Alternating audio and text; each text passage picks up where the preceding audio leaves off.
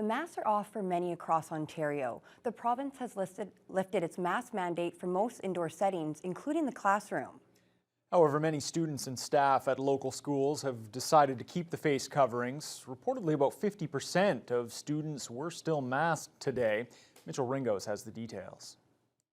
For nearly 2 years, COVID-19 has vastly changed the learning experience for students. Now that masking is no longer required in the classroom, there is excitement from many, but not all are ready to ditch their last line of defense against the virus. The president of the Lakehead Elementary Teachers Federation of Ontario, Mike Judge, says both staff and students continue to wear them this week, though the numbers vary from each school. He's heard of a range from 3/4 still wearing their face coverings to less than 50% in other schools.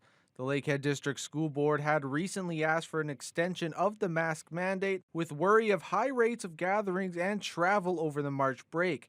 The request was eventually denied. Judge says many have the same worry coming out of the weeks-long holiday, and it's leading to more masking in the classroom, which he expects to start dropping in the coming weeks.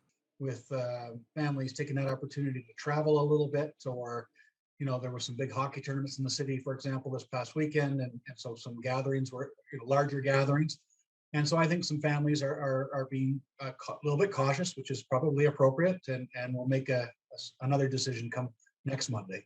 Judge says it is a challenging time for families and staff, but a lot of younger students haven't got to react to their peers without masks on and aren't even aware what most of them look like. So this is a big step for all students. Students with special needs who need to see those facial expressions as such an important part of communication. I think that's been lost in this a little bit. And yes, of course, we had to defer to public health and safety, but it's also a big moment that people have been waiting for. And so I'm excited for those folks. Mitchell Ringos, TBT News.